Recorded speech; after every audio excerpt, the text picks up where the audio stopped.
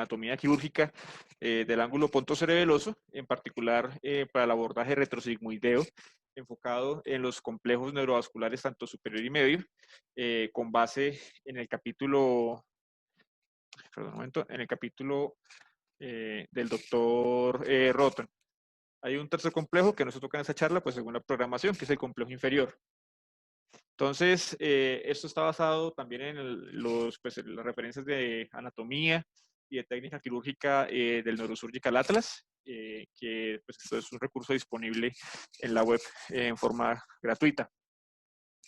Hablando un poco de las generalidades anatómicas, tenemos este diagrama que nos muestra más o menos cómo se ve esta región desde una perspectiva, pues desde una vista superior, haciendo un corte axial, mostrando las distintas relaciones entre las estructuras de la base de cráneo y también la relación entre el cerebelo, el tallo cerebral que se alcanza a ver allí y los nervios que van saliendo, pues digamos que hasta sus respectivos forámenes, como ven el complejo pues séptimo octavo y el nervio trigémino. Perdónenme un momento, miro si puedo colocar como un puntero para ir mostrando. Como aquí está, nervio trigémino, ubicado hacia el apex petroso, y la entrada de los nervios séptimo octavo a través del conducto auditivo interno, o el meato acústico. Esta región como tal es lo que se denomina el ángulo pontocerebeloso, que es precisamente la zona comprendida entre los dos, digamos, entre los dos brazos o labios de la fisura pontocerebelosa, que están dados por la superficie petrosa del cerebelo. Acá también están pues representados la ubicación del seno sigmoide, que es uno de los marcadores que veremos en un momento, pues digamos más importantes al momento de hacer el abordaje. Y también pues están representados en forma esquemática cómo se da la relación con los canales semicirculares, cómo pues también está la cóclea y la relación también de la entrada del nervio facial en esa porción dentro pues, del hueso petroso. Más hacia adelante pues están las estructuras del tallo cerebral en íntima relación pues con el ángulo pontocerebeloso, principalmente el puente, y la arteria basilar.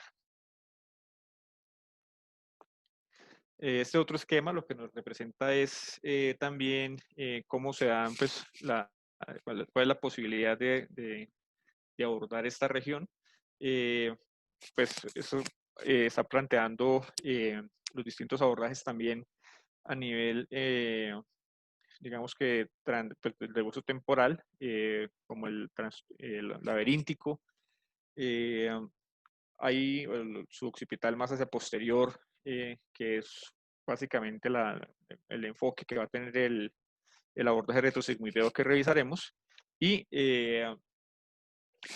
pues otro que no se pinta en este esquema, pero que es el abordaje de fosa media, que son como los tres abordajes principales pues, diseñados para tratar lesiones en esta localización. Viendo un poquito las estructuras óseas, pues en relación a la base del cráneo y esta región, tenemos pues todas las marcas del seno sigmoideo a nivel del occipital. Tenemos también la forma en la que está pues, la entrada del poro acústico, el meato acústico, principalmente pues para tener en consideración, y el apex petroso, que va a ser importante al momento de hablar del Kaun de Meckel y la impresión trigeminal, que veremos en un momento.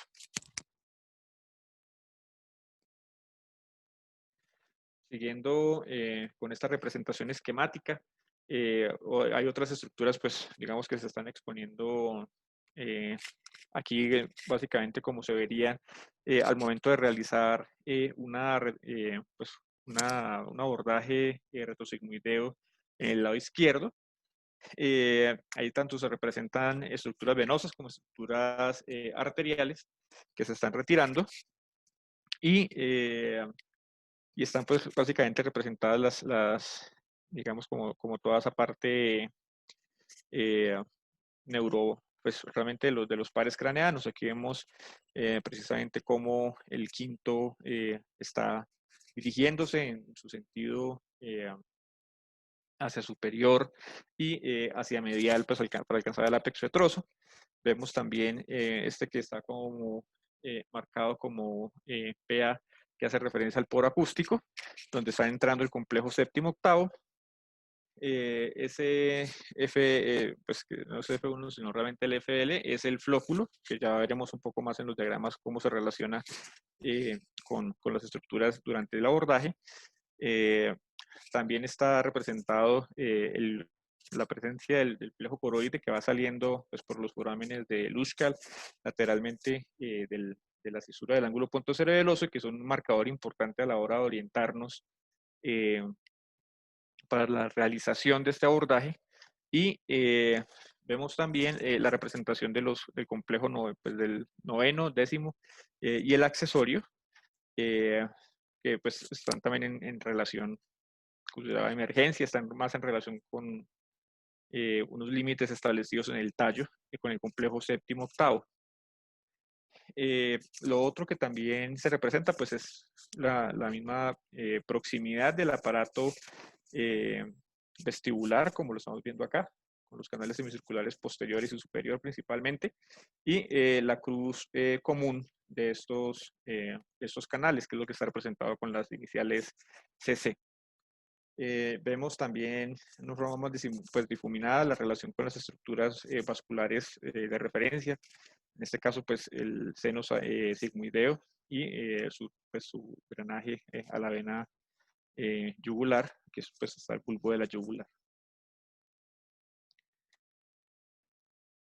En esta siguiente imagen pues se representa un poquito más ahora sí la relación arterial en los vasos principales, que igual veremos con mucho más detalle en las siguientes imágenes, tanto de esquemas como de diagramas anatómicos, fotos anatómicas del Dr. Rotan.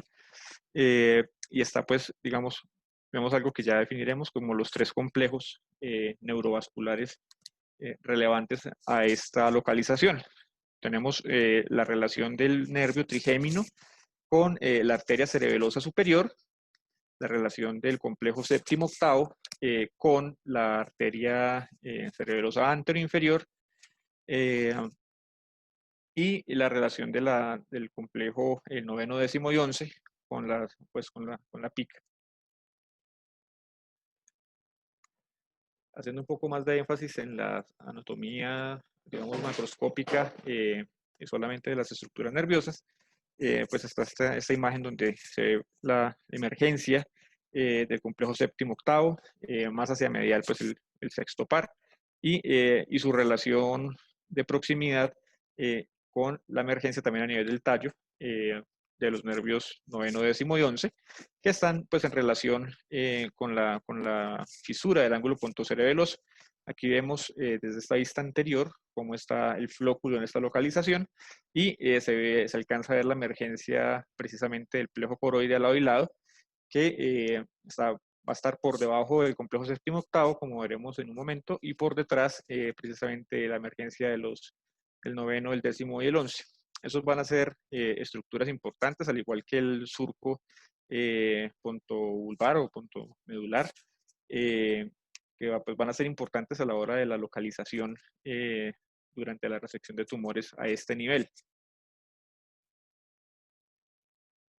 Retomando de los tres complejos neurovasculares, esta imagen es tomada del capítulo de arterias infratentoriales del Dr. Rotan, donde está muy bien esquematizado pues digamos, la definición de cada complejo. Tenemos en primer lugar el complejo superior, que está dado por, como arteria, la arteria cerebelosa superior, el mesencéfalo y los pares craneanos tercero, cuarto y quinto. Adicionalmente, pues hay una fisura, que es la fisura cerebelomesencefálica, y también tenemos un pedúnculo cerebroso, que es el superior, y está asociado a una superficie cerebelosa, que es la superficie tentorial. El complejo medio está dado por la AICA como arteria, sabiendo pues en esta porción pontina, la protuberancia, los nervios sexto, séptimo y octavo, esquematizados pues también en su emergencia a este nivel, el pedúnculo cerebeloso medio y la fisura pues, o pontocerebelosa, asociado también a la superficie petrosa del cerebelo, que como vemos aquí tiene su brazo superior y su brazo inferior, que son los que van a definir los límites de esa pues de ese ángulo pontocerebeloso, cerrándose más hacia el ápex y con una apertura hacia el tallo cerebral, hacia la línea media.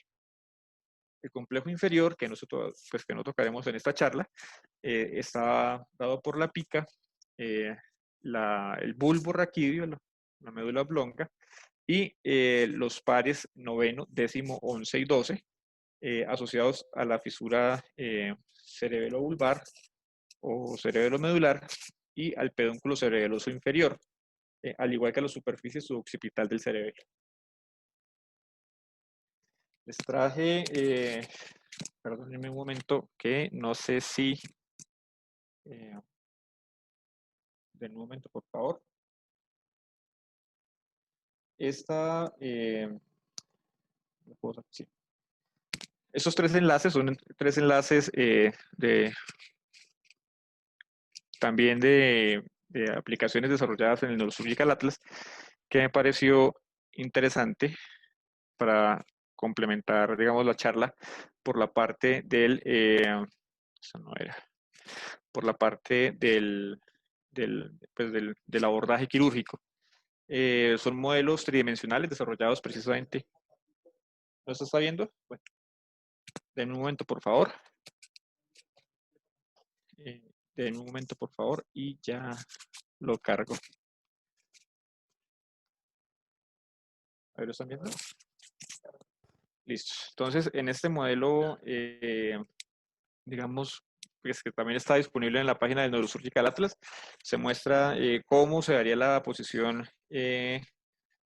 digamos, para este tipo de abordaje retrosigmoideo, según lo propuesto por el doctor Aaron Cohen Gadol en su página del Neurosurgical Atlas. Idealmente, pues, bueno, aquí están, posición ideal es un 1/3 y con una fijación que se puede hacer, pues lo sugieren con el cabezal de Mayfield, teniendo en cuenta los soportes respectivos, pero también pues se puede hacer con un par de donas de algodón para mantener la cabeza inclinada hacia inferior. Otra de los recursos que nos muestra esta aplicación es también cómo se da la distribución de todo el equipo, cómo se configura la sala quirúrgica. Vamos a ver que cargue un poco más rápido para mostrar más o menos cómo se da la orientación tanto del microscopio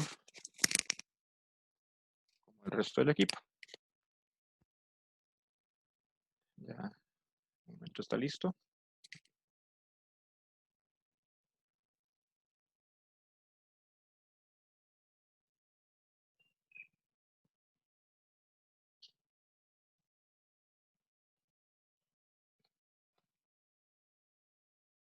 Y mientras esa carga, voy cargándoles esta siguiente para no gastar tanto tiempo en esto, que nos muestra una simulación específica del abordaje retrosigmoideo, ya para ver a profundidad. ¿Pero lo están viendo o no? Me voy a cargar. Ah, ahí está.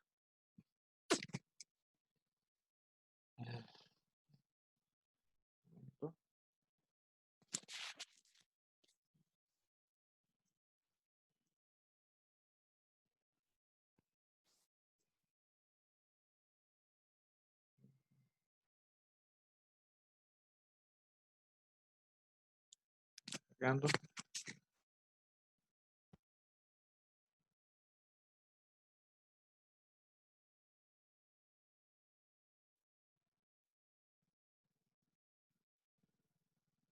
Esta más o menos pues es la representación de cómo en forma tridimensional se da pues, la ubicación, ya habíamos visto del paciente, cómo sería la distribución del equipo eh, quirúrgico para un abordaje específicamente del lado izquierdo. Eh, el siguiente paso que también nos brinda es precisamente la simulación de cómo sería esa visión intraoperatoria, pues desde una perspectiva tridimensional, mostrando cada una de las estructuras vasculares, nerviosas, e incluso simulando bastante bien pues cómo se ve la craniotomía, la apertura dural y el resto de cosas. Para los interesados, como les cuento, esto es un recurso completamente libre una vez uno se registra en la página. Viendo a nuestra charla, ¿están viendo? ¿Está viendo la imagen? Sí. Bueno, esta es la propuesta de la incisión en la piel de un abordaje que el doctor Aaron Cohen Gadolf plantea como un retrocircuito extendido, lo que usualmente plantea el libro de Roton y en técnica quirúrgica básica es una incisión longitudinal vertical a nivel del asterion, con una extensión pues con base, como ustedes ven aquí está la marca para saber más o menos la orientación del seno sigmoideo, y posteriormente realizar una craniotomía o una craniotomía dependiendo del cirujano, ubicando un trépano a nivel pues, justo por debajo del asterion, y también con referencia a las relaciones venosas a este nivel. En este caso, como les comentaba, el abordaje que él plantea es una retrosigmoideo extendido, que lo que hace también es tratar de esqueletonizar el seno sigmoide y su unión con el transverso para poder aumentar un poco más la exposición a este nivel. La apertura pues la hace por debajo de esas estructuras y empieza la disección para, para exponer mejor las estructuras del ángulo. Como veremos en un momento, el objetivo, digamos, la orientación que uno le coloque a la disección del cerebelo, pues obviamente le va a permitir caer en cualquiera de los tres complejos, que ya lo veremos en un poco más de detalle cuando estemos más orientados en anatomía quirúrgica.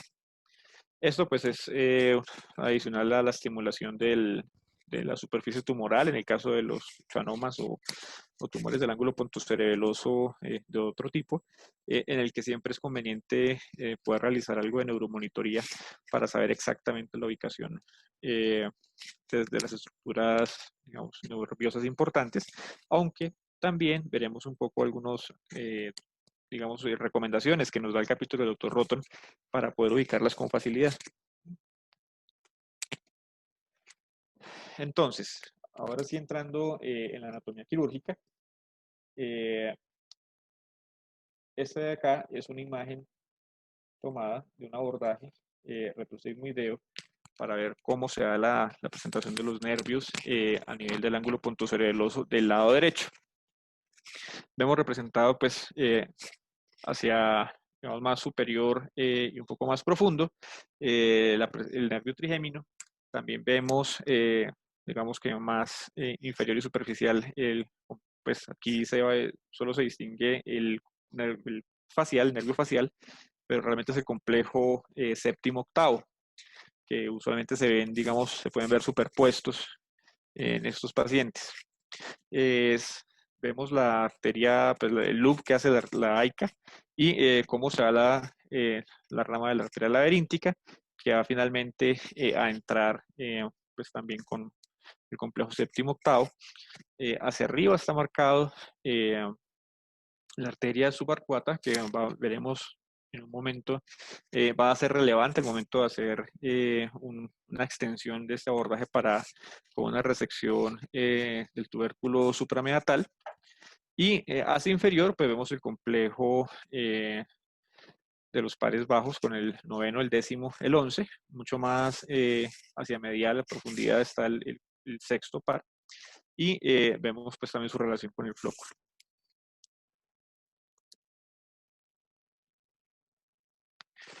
En esta segunda imagen lo que se ve es básicamente la remoción de la pared posterior del conducto auditivo interno, como vemos acá, pues mostrando la relación directamente de los nervios pues, de todo el complejo séptimo octavo, del facial, vestibular y el coclear también, cómo van entrando al conducto.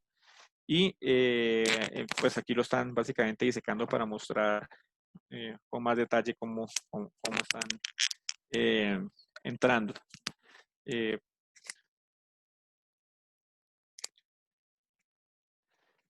en esta segunda imagen, pues se muestra también un poco más de detalle de esa misma disección,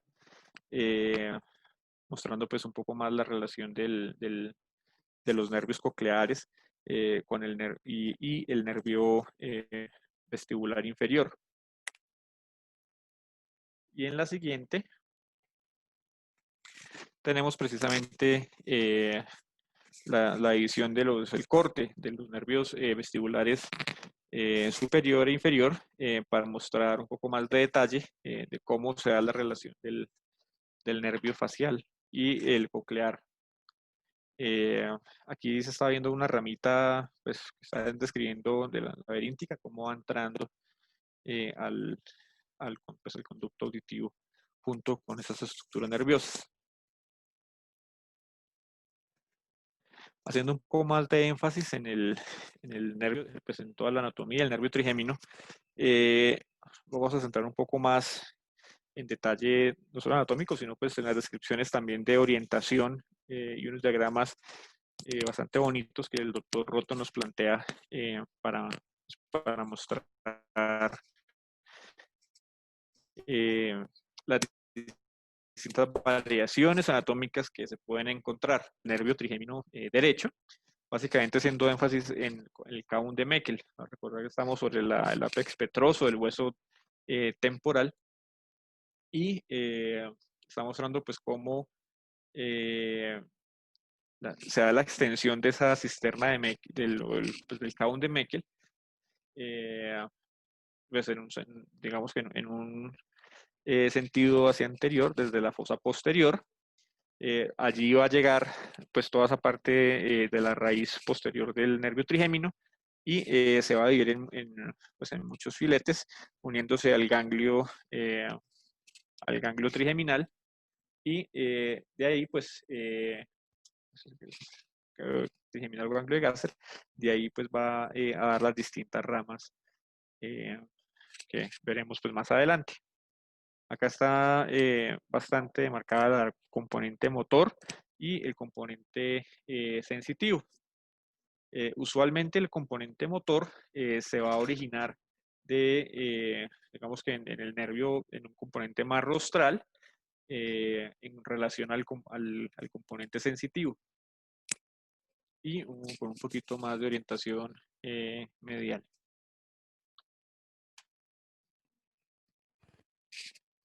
Este pues es un detalle, continuando la disección anatómica. En este momento se retiró la dura madre y lo que se ven pues es nuevamente la entrada de esa raíz posterior del nervio trigémino y cómo se da la distribución entre las distintas ramas B1, B2 y también B3, pues ya para entrar a sus respectivos forámenes.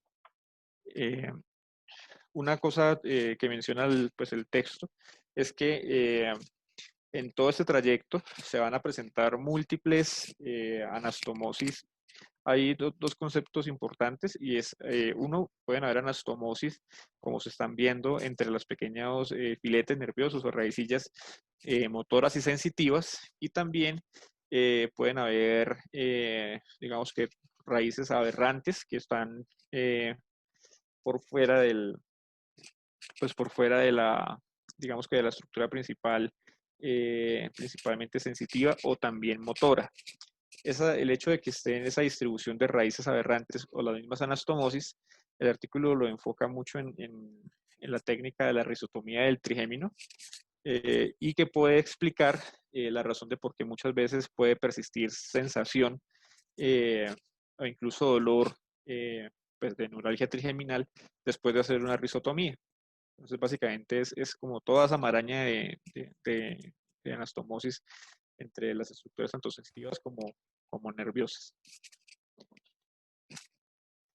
Este siguiente corte pues es un poco más de detalle precisamente para mostrar esas anastomosis que pueden darse. La siguiente nos muestra básicamente pues un poco más de detalle también mostrando la forma en la que tenemos esas raicillas motoras en proximidad con, digamos que con su emergencia también a nivel del tallo y vemos cómo se van anastomosando con otras raíces sensitivas eh, a medida que, pues, que digamos, se van integrando al nervio principal.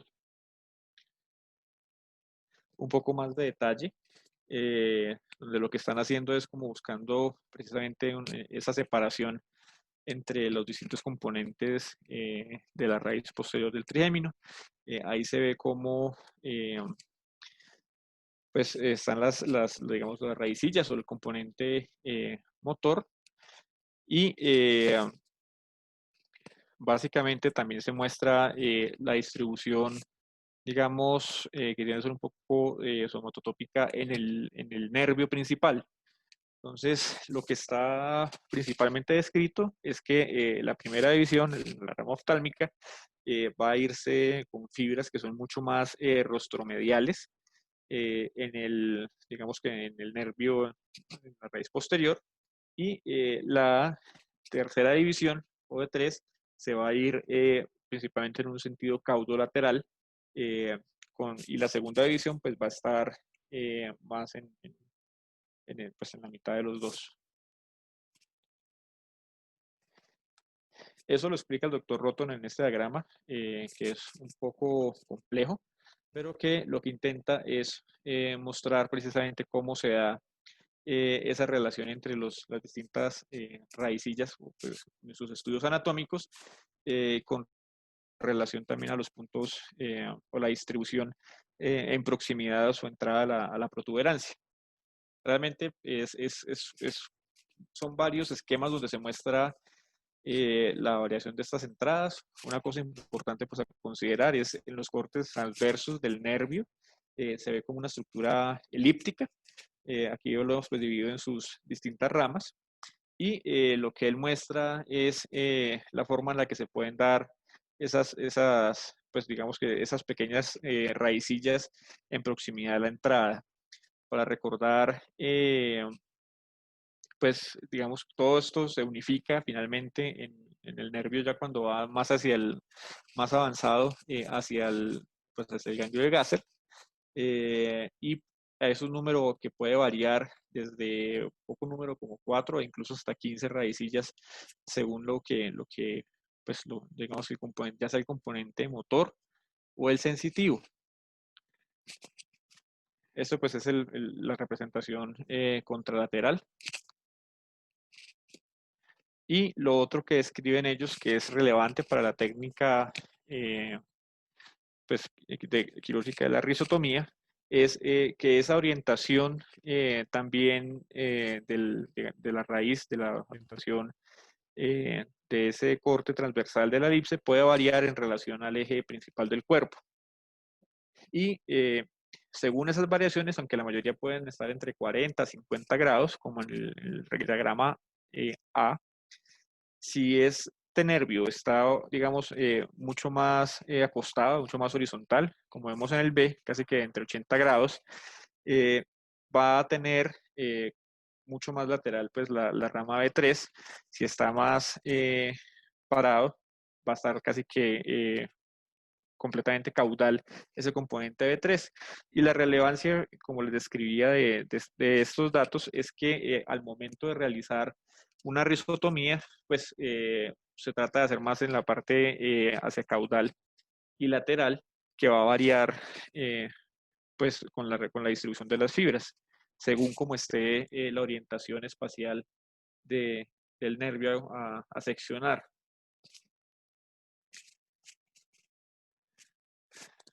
Viendo otra imagen pues del nervio trigémino, en este caso un nervio trigémino del lado izquierdo o una vista lateral, lo que ellos están mostrando pues es también la presencia de una rama aberrante en el curso pues digamos que se desprende también de la protuberancia y que va separada a la raíz principal y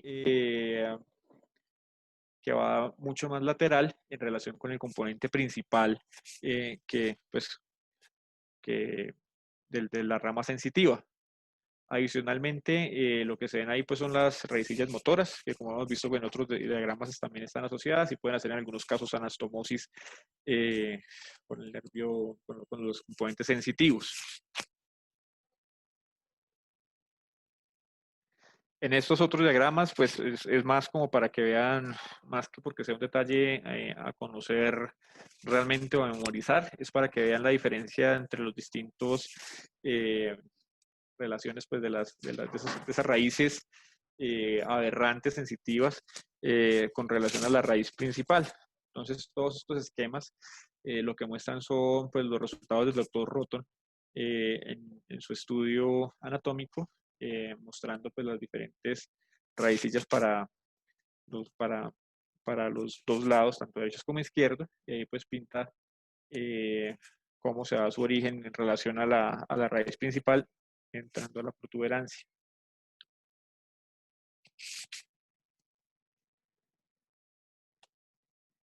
Mostrando otro poco más de detalle, pues vemos también una imagen del nervio trigémino del lado derecho, muy cerca a su unión con su protuberancia, pues con la protuberancia, y lo que esta imagen nos muestra específicamente con la flecha negra, que es esta que se ve acá, aunque no es de la mejor calidad, es cómo se están señalando precisamente las fibras intermedias que van entre los componentes sensitivos y motores.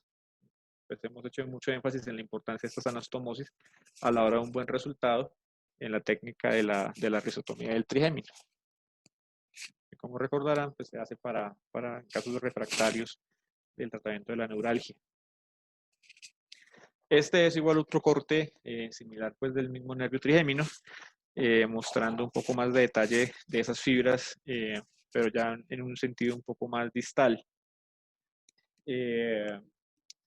Nuevamente, pues es algo que, digamos, hace mucho énfasis en la dificultad para poderlo separar, pues, que se puede dar en este tipo de abordajes y que como tal puede ser una de las causas de falla terapéutica en la intervención quirúrgica.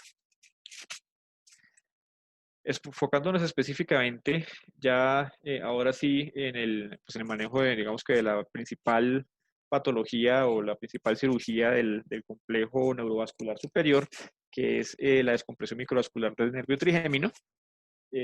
Vamos a ir repasando pues cada uno de sus componentes. Recordar que fue un procedimiento descrito o sugerido inicialmente por el doctor pues, Dandy, pero realmente desarrollado y hecho bastante común por el doctor Llaneta. Tenemos la posición representada del paciente, hemos visto es un plano 3/4, donde se ve, pues, está representado esquemáticamente la ubicación de la incisión en relación con lo que va a ser el área de la craneotomía y pues, las estructuras venosas a considerar, el seno transverso y su paso al seno sigmoide. Eso pues, con esos dos puntos. En este diagrama lo que se ve pues, es la retracción que se hace de esa superficie lateral del cerebelo, elevándola pues, con una espátula. Hay unas dimensiones específicas pues, que menciona el texto, son tampoco más que el objetivo de la charla en este momento, para mostrar precisamente la exposición del nervio trigémino entrando al caón de Meckel y su relación con la arteria cerebelosa superior, que en este caso la estaría intentando, pues y sería la causa de la neuralgia. Acá hacia profundidad está su relación con el tallo cerebral y el cuarto par que describe el texto, usualmente pues se visualiza antes de hacer la apertura de la aracnoides, porque una vez se hace, digamos que el cuarto par también se puede retraer se queda junto a esas capas aracnoideas en la disección y ya puede ser más difícil de visualizar y por lo tanto también de preservar.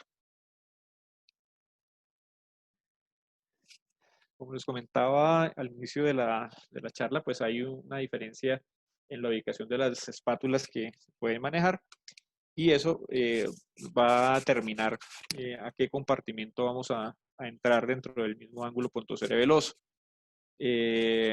Esto pues varía según vayamos a una lesión que sea para una exposición lateral, eh, como estamos viendo en el diagrama A, que esto pues por ejemplo es el caso de un neurinoma del acústico, un neuronoma vestibular, en el cual pues digamos que vamos a la parte media del complejo, del ángulo pontocerebeloso. Tenemos también en la imagen B lo que sería pues una exposición de ese complejo neurovascular superior entrando hacia arriba en el ángulo y pues ese es como digamos que el abordaje para hacer una neuralgia del trigémino y el componente C ya lo hace para buscar precisamente un poco más el complejo pues digamos más hacia inferior y esto se puede localizar digamos, como más en el tratamiento eh, de una neuralgia, pues, en dos pares bajos o un espasmo hemifacial. Dado que digamos que la salida, la zona de entrada, mejor, del complejo séptimo octavo al tallo está en proximidad precisamente con el complejo noveno, décimo y 11. Entonces, yéndonos más hacia inferior, pues llegamos directo. En las siguientes imágenes vamos a ver un poco más de detalle de las relaciones vasculares del trigémino con la arteria cerebelosa superior. Entonces, en este corte vemos pues la raíz principal del nervio trigémino llegando al ganglio de Gasser y vemos su distribución en las distintas ramas B1, B2 y B3. Aquí se ha retirado la dura madre y también pues de la pared lateral del cajón de Meckel. Se visualiza también pues, la relación con el seno cavernoso y se alcanza a distinguir la entrada del trigémino pues, a la protuberancia, hacia el tercio, hacia pues, la ubicación media de la protuberancia. Pues básicamente esta zona de entrada, como estamos viendo acá, está justo por debajo de la arteria cerebelosa superior, que está saliendo pues, de la arteria basilar y se va hacia atrás abrazando, eh, se va abrazando el tallo. En esta siguiente imagen, pues es un poco más de detalle de la disección, donde se ve lo que está descrito y es que en ese trayecto, abrazando el tallo, la arteria cerebelosa superior hace un loop que va a hacer compresión, digamos, de la raíz posterior trigeminal. Hay varios grados de compresión y eso, pues digamos que la mayoría de lo que es el doctor Rotom está por el tronco principal, pero también se puede dar por sus dos divisiones, según la ubicación de la bifurcación de la arteria cerebelosa superior.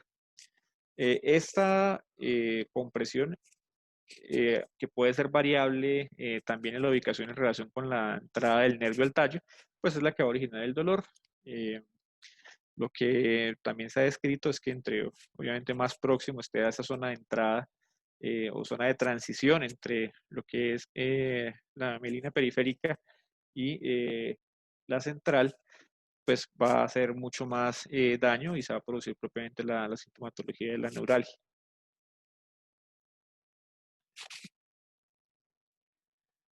En la siguiente imagen estamos viendo un poco más de detalle vascular, precisamente mostrando la relación de una bifurcación, pues una bifurcación más temprana. Como estamos viendo, aquí tenemos los dos troncos, tanto rostrales como caudales de la arteria cerebelosa superior. Para poder hacer una mejor exposición de estas estructuras, toca hacer también un poco de la elevación de este labio cerebeloso, pues que es de la fisura cerebelomesocefálica, y permite una mejor exposición de esa entrada del nervio trigémino a la protuberancia. Acá vemos pues el trayecto del nervio y el contacto que hace eh, con los troncos, pues en este caso con el tronco rostral de la arteria cerebelosa superior. Acá vemos pues cómo sería el tronco principal y cómo se da pues, el loop, el contacto contra el nervio.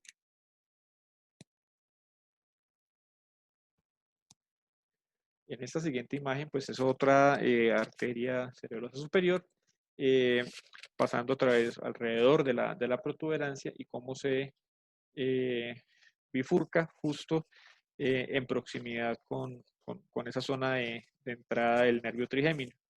Entonces, el contacto justo en esta parte, pues digamos que es el que más favorece que se puedan presentar neuropatías a este nivel. Este pues es un diagrama esquemático del Dr. Roton, mostrando los diversos puntos donde puede haber una compresión, que es, digamos, una gran parte de lo que ya les he comentado, donde puede haber una compresión del nervio trigémino que se relacione con la presentación de la neuralgia. Entonces tenemos pues, digamos que en la primera imagen, el diagrama central marcado con la letra A, es viendo una condición que, aunque es rara, pues sí puede suceder, y es la compresión del nervio trigémino por una dolicostasia de la basilar,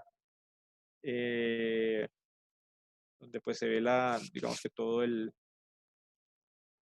el lado derecho. Aquí, y en el lado izquierdo se ve cómo viene la arteria cerebelosa superior y le da también otro golpe al nervio del lado izquierdo, pues pudiendo originar también sintomatología a este nivel. En el recuadro B, lo que se alcanza a ver es lo que veíamos en el caso pues de una bifurcación más temprana, cómo pues precisamente se da ese choque del trigémino con uno de los troncos, en este caso es el tronco caudal. En el lado C hay una bifurcación más tardía y lo que se está produciendo es un choque, una impresión del nervio directamente con el tronco principal. En el D hay un contacto de ambos troncos, que también está descrito, que es menos probable. Y en las figuras F, pues perdón, E y F, lo que son otras circunstancias menos frecuentes en las que una de las ramas pontinas de la arteria basilar puede ser lo suficientemente gruesa y estar cerca pues, a la zona de entrada del nervio, produciendo la compresión, o también la misma arteria aica puede hacer un loop ascendente y golpear el nervio desde abajo. Como les comento, pues son situaciones mucho menos frecuentes. Digamos que lo que principalmente está descrito, la causa más común de esta compresión microvascular es por la arteria cerebelosa superior. Este otro diagrama pues es mostrando cómo se vería viéndolo desde la cranectomía suboccipital.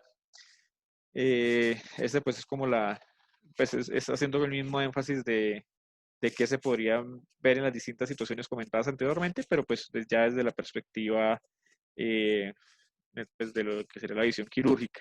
Vamos que son las mismas situaciones, entonces no vamos a entrar en detalle con esto. Otra pues, forma de compresión que es menos frecuente que la arterial, pero que también debe considerarse, es la compresión directamente por estructuras venosas, principalmente son aquí vemos en el punto, digamos en el diagrama central, las distintas estructuras venosas que pueden estarse asociadas a la compresión trigeminal, desde la vena pontotrigeminal, las mismas venas de la fisura pontocerebelosa, En algunos casos, también la vena, principalmente la vena petrosa superior, pueden llegar a contactar el nervio y producir también pues, los síntomas de neuralgia. Acá vemos, pues, cada uno de los diagramas obviamente muestra más detalle de esto, pero pues, vamos que no, por motivos de tiempo, no nos vamos a centrar tanto en esto. Desde la perspectiva de un abordaje retrosigmoideo, pues esta es la forma en la que se pueden ver las distintas estructuras venosas también corriendo en relación con el nervio trigémino. Ahí vemos pues las venas transversas pontinas y la vena petrosa superior, que son, digamos, que son más relevantes, que podrían estar produciendo compresión a este nivel. Recordar que muchas veces la unión de los diversos afluentes en el tronco que va a ser la vena petrosa superior, pues es la que está más en relación con la compresión nerviosa, pues justo en la entrada a la protuberancia del nervio. Este es una extensión que hace el capítulo del Dr. Roto, donde hablan de cómo la variante suprameatal de este abordaje nos permite aumentar un poco la exposición que se logra de, pues digamos que con este abordaje, sin necesidad de complementarlo con una craniotomía que vaya a ser supratentorial. Haciéndoles un poco más de detalle, pues esta es una vista, como hemos visto, de cómo se vería, en este caso, el cerebelo. En el abordaje, pues al ángulo punto cerebeloso, hay una rama pues, de la vena petrosa justo acá, que está también bloqueando la exposición más del área suprameatal. El paso siguiente es la disección de la dura madre, cómo también se puede dar esa división, esa sección de la vena petrosa superior, aunque pues como también hemos discutido anteriormente, pues siempre uno debe tratar de hacer la preservación de estas venas por la posibilidad de infartos, otras complicaciones asociadas al flujo venoso en el tallo. Y aquí está descrito precisamente la ubicación del tubérculo suprameatal. La relevancia, como les comento, de esto es básicamente porque quitando ese tubérculo se va a lograr pues liberar un poco más el acceso al margen lateral del nervio trigémino y también nos va a aumentar la exposición de la cisterna prepontina. Y de esa forma se va digamos, a disminuir la necesidad de complementar con una craniotomía supratentorial para resección de lesiones que se extiendan un poco más hacia anteriores de la línea, hacia la fosa media. Este tubérculo se encuentra por debajo del conducto auditivo interno, por encima de la porción pues, del eje de la cresta petrosa del hueso temporal y limitado en forma lateral por una línea que se traza verticalmente, pasando por por el borde posterior del meato o el poro acústico y medialmente hay otra línea vertical que pasa justo por el borde medial de la hendidura trigeminal. Entonces, cuando se hace, aquí pues está un poco más del detalle de ese tubérculo suprameatal. Y lo siguiente que sigue es ya la resección del tubérculo para mostrar un poco más la exposición que se hace de casi que ganando 1 centímetro por encima del nervio y permitiendo una mejor exposición también hacia la fosa media. Completando más, se puede también extender pues, esta resección ósea hacia el apex petroso. Esto es otra imagen pues, de la misma variación, pero ya orientada, pues, digamos que hacia ampliar la exposición que se pueda dar con relación al K1 de Meckel, viéndolo desde el abordaje a un ángulo puntocerebeloso derecho.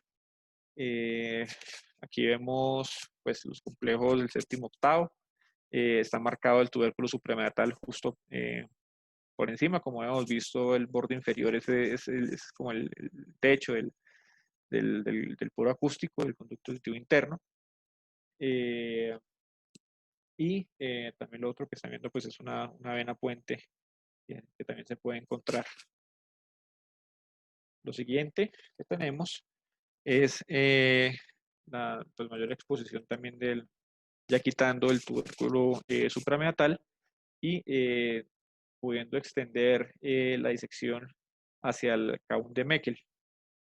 Eso pues da más o menos 1 centímetro, como les comentaba, adicional en la exposición, que nos permite pues digamos seguir un poco más hacia allá la raíz del nervio trigémino, y adicionalmente aumenta también la exposición del clímax.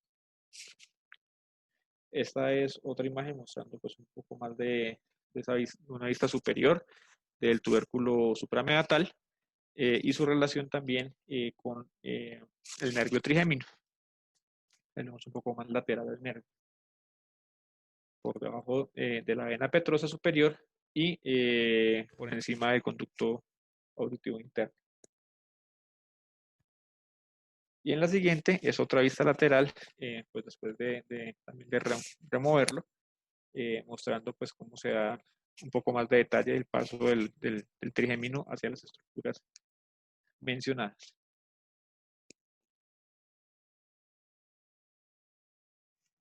Mostrando un poquito más de detalle de un abordaje retrosigmoideo hacia el ángulo izquierdo, pues lo que vemos es nuevamente cómo el cerebelo se eleva para mostrar, pues para llegar directamente a estas estructuras.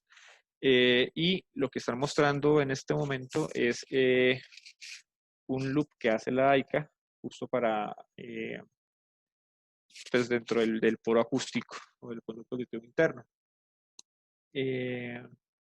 Lo que muestran también es que la unión pues del nervio facial con el tallo está justo debajo y un poquito enfrente del complejo vestíbulo coclear.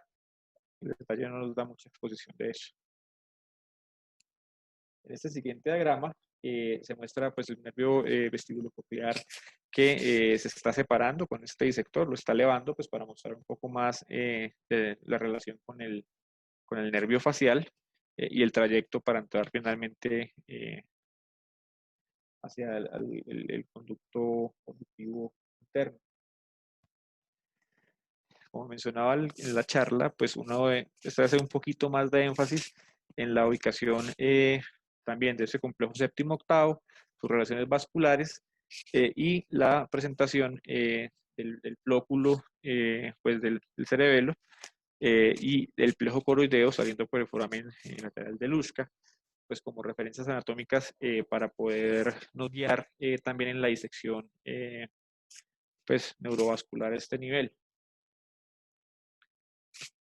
Vemos también pues la emergencia y la relación del complejo séptimo octavo con los pares bajos con el complejo noveno, décimo y 11 hacia inferior.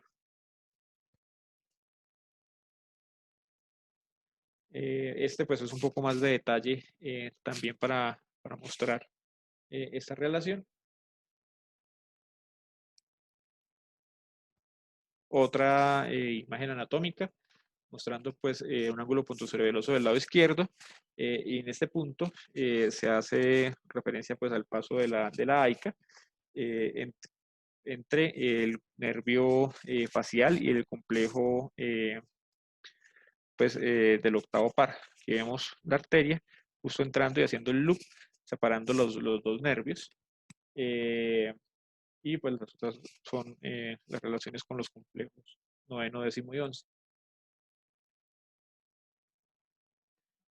En la siguiente imagen está disecando pues mostrar un poquito más de detalle de la relación entre el complejo pues el octavo par y el nervio facial. Vemos ahí con más detalle cómo está pasando la arteria cerebrosa anterior inferior, hacia arriba está la arteria cerebrosa superior, justo en proximidad con la unión al tallo. Recordar que entre más próxima esté una estructura, una asa vascular pues, cercana a la zona de entrada al tallo cerebral, pues por esa diferencia de mielinización es donde más fácil es que se produzcan neuropatías compresivas eh, de los distintos pares. Esto es un corte pues, de mayor detalle donde están quitando la pared posterior del meato del conducto auditivo interno y se ve cómo se da pues, un plano de clivaje entre los nervios superior, pues el nervio vestibular superior y el nervio vestibular inferior, que de ahí se ven pues separados entrando hacia el conducto auditivo interno. Ya veremos en un momento cómo se da la distribución de esos nervios dentro del conducto auditivo interno, que también es relevante. Les estaba comentando, pues se ve cómo se va el recubrimiento dural que estaba rodeando aquí la entrada de los nervios, aquí se está dividido y se observa bastante bien pues la distribución dentro del conducto auditivo interno. Hay una cresta transversa pues que está separando el nervio vestibular y el nervio facial en la porción superior y hay pues, otro compartimento en el que está el nervio vestibular y el coclear en la porción inferior del conducto. Como alguna vez nos mencionó María Camila en una charla, la mnemotecnia muy fácil de recordarlo es como el 7-up. El facial está hacia arriba y está hacia anterior en el conducto auditivo interno. Este pues es un poco más de detalle, haciendo énfasis pues en la cresta transversal y la ubicación del nervio facial, justo arriba y adelante, el vestibular atrás del nervio vestibular superior, atrás del nervio facial y arriba, y abajo está el nervio coclear hacia anterior y posterior a ese está el nervio vestibular inferior.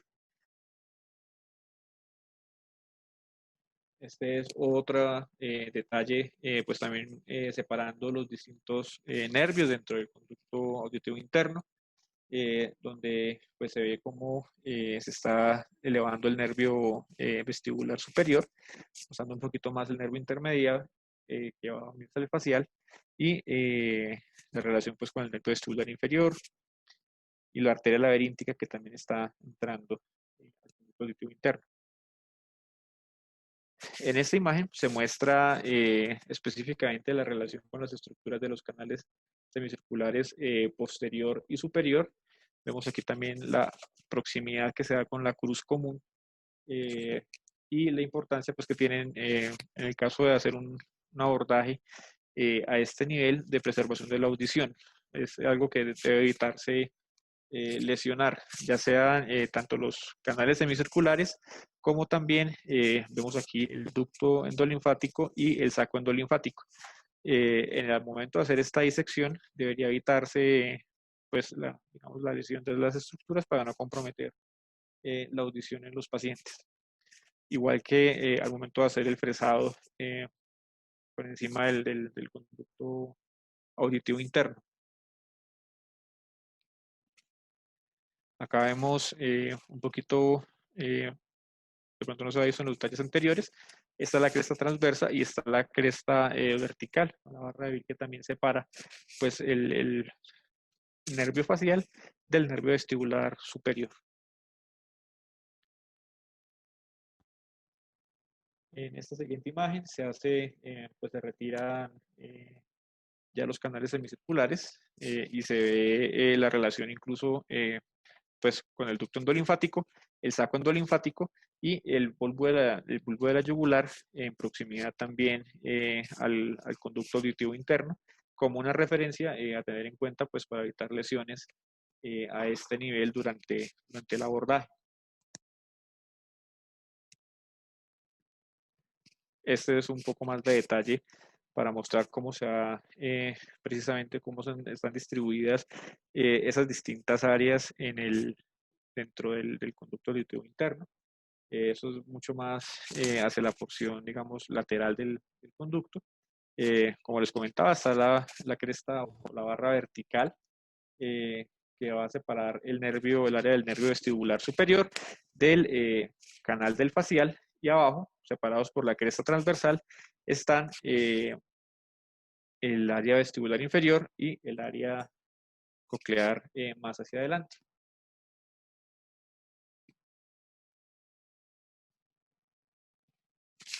Esto pues es un poco más digamos que un diagrama que nos presenta el doctor Rothman para hacer, digamos, la parte, después de hacer esa exposición del conducto auditivo, del techo del conducto auditivo interno, lo más indicado es por apertura de las albillas, es poderle rellenar con cera ósea y también poder colocar un injerto graso pues para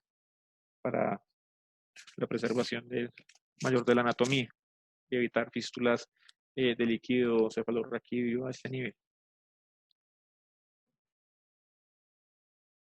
Con un poquito más de detalle, no vamos a entrar mucho porque igual esto ya lo estamos comentando, pues se ve cómo se da la distribución de las distintas áreas, la relación del nervio facial, el nervio coclear y pues, la ubicación del nervio vestibular superior y el nervio vestibular inferior, y pues, en relación a la presentación de los schwannomas vestibulares. La siguiente imagen pues, se representa como por la ubicación del tumor, pues se van a hacer los desplazamientos dependiendo de si el nervio está anterior o posterior al tumor. Usualmente lo que siempre se va a encontrar es que se da un desplazamiento, como se originan precisamente de la porción vestibular, se da un desplazamiento del nervio facial hacia anteriormente. Acá vemos cómo, aquí está el esquema, pero aquí se va también a ver cómo el nervio se puede ver asentado eh, también hacia la parte anterior y superior por un tumor que está creciendo desde los componentes vestibulares. Igual acá, en algunos casos también puede darse un desplazamiento hacia inferior, según también el patrón de crecimiento tumoral, pero es menos frecuente.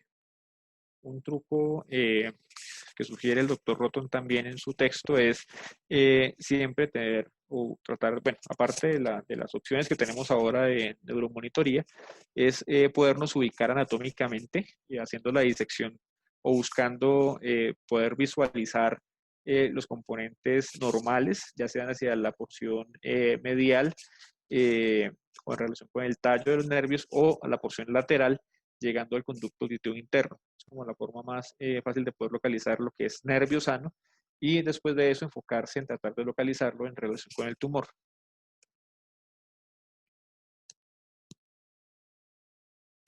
Continuando con otro numeral que describe en relación con la anatomía de los neurinomas o los schwannomas, es también cómo se da la parte neurovascular. En estas, lo que estamos viendo es una vista anterolateral del ángulo puntocerebeloso derecho, haciendo mucho énfasis en lo que, pues, digamos que en las relaciones nerviosas. Acá pues están haciendo énfasis en cómo se da la salida del nervio de complejo séptimo octavo, digamos, normal, en la fisura pues, punto vulvar, hacia un poco más hacia lateral, casi que en el extremo. El nervio facial sale más hacia medial que el octavo, y pues está también la relación con el sexto, que está en la misma cesura, pero mucho más medial. Hacia arriba pues tenemos el trigémino, y abajo están los pares, la emergencia de los pares bajos. El texto describe que más o menos esta distancia es una distancia que tiene que ser fija entre la emergencia complejo séptimo octavo y la emergencia del noveno, que más o menos es de 2 a 3 milímetros. y ayuda pues también a orientar, a permitir una mejor orientación al momento de hacer la disección pues, de esos tumores. Adicionalmente, conviene buscar la presentación del plejo coroide, que ubica su relación con el foramen de Luschka, y el flóculo, pues que está también en relación con estos pares, justo posterior a la emergencia, posterior y un poco superior a la emergencia del complejo séptimo octavo. En la siguiente imagen, pues ya tenemos la mezcla con las relaciones arteriales. Ahí pues están haciendo mucho énfasis en la AICA y sus distintos troncos en relación con el complejo séptimo octavo y cómo cursa pues también en relación con el flóculo, que puede ser una de las fuentes de compresión, como veremos más adelante. Vemos también la relación pues de los pares bajos con la pica. En este diagrama pues nos plantean cómo son las relaciones venosas, básicamente cómo pues aquí está el complejo séptimo octavo y cómo se dan pues toda la unión de las estructuras venosas del pedúnculo cerebeloso medio, también de la fisura puntocerebelosa y cerebelo-medular, formando pues todo el retorno venoso principal. Están, alcanzan a ver mucho, pero pues está también la vena más, perdón, encefálica anterior y mediana, que tiene pues que ver con todo el drenaje del tallo a este nivel.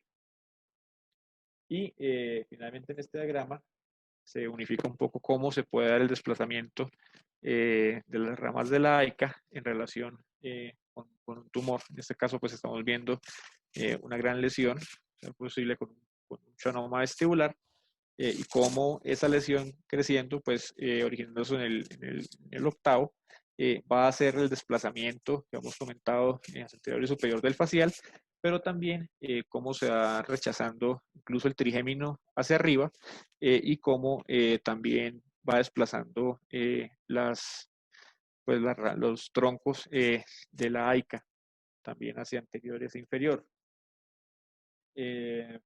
Pues lo comenta como una referencia a tener en cuenta durante la misma disección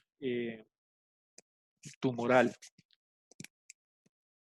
Uno de los trucos que siempre pues también debe tenerse en cuenta al momento de hacer la resección de estas lesiones es casi que ir desocupándola cuando son muy grandes, precisamente para evitar la lesión de las estructuras circundantes, ir desocupando la lesión desde adentro, y en el momento en el que esa resección logre ser pues más suficiente, va a permitir irse desprendiendo las estructuras del tallo y las estructuras vasculares asociadas, y de esa forma se logra una manipulación mucho más segura.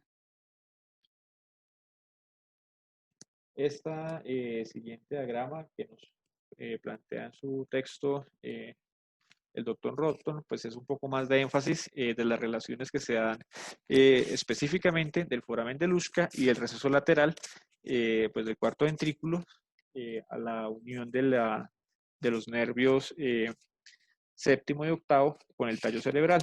Entonces vemos acá cómo está representado el foramen de Luschka, el plejo coroide protruyendo por el foramen. Vemos aquí el complejo séptimo octavo justo anterior e un poco inferior al flóculo, en dirección pues al conducto auditivo interno. Y acá pues vemos la emergencia de los pares bajos, dándose el foramen yugular. Vemos aquí pues la relación un poco con las amígdalas cerebelosas, con el techo del cuarto ventrículo, la tela coroidea, y también cómo se alcanza a deslumbrar un poco el plejo coroideo por el foramen de Magendie.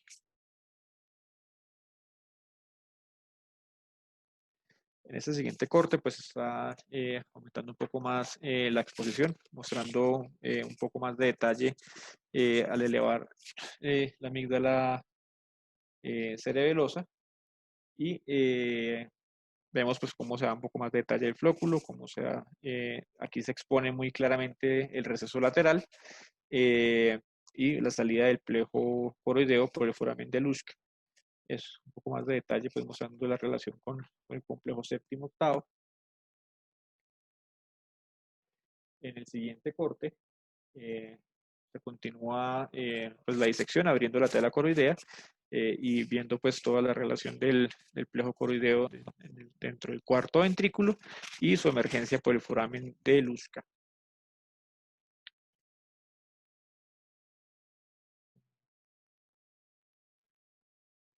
Y en este otro, pues se muestra precisamente otra vez la relación de un xenoma vestibular en relación pues con el componente del séptimo par que vemos justo hacia la parte más anterior y vemos cómo se da la relación pues con una orientación vista desde posterior.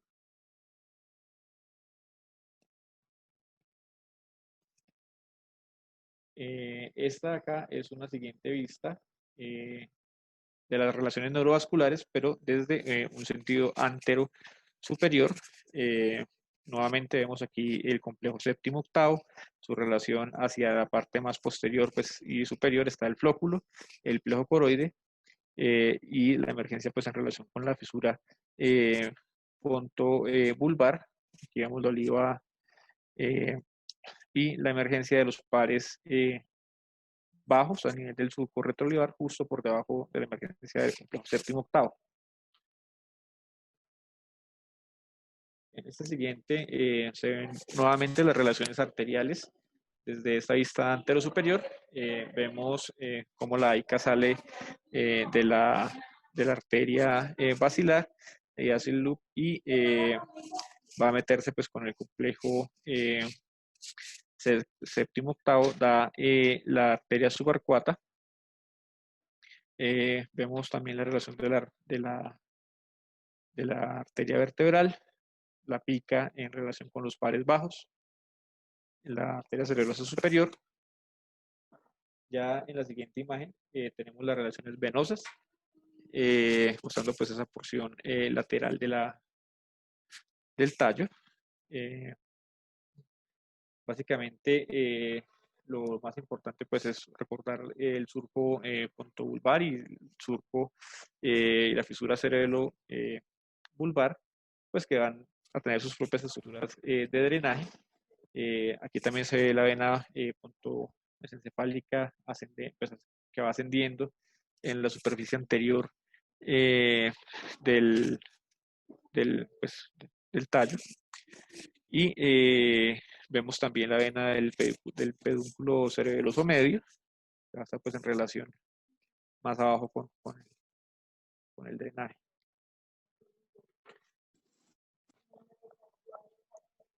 En la siguiente imagen, nuevamente se ve la relación o el desplazamiento de estas estructuras en relación pues con un tumor, con un xenoma vestibular que va creciendo, nuevamente el facial hacia anterior y también ese desplazamiento.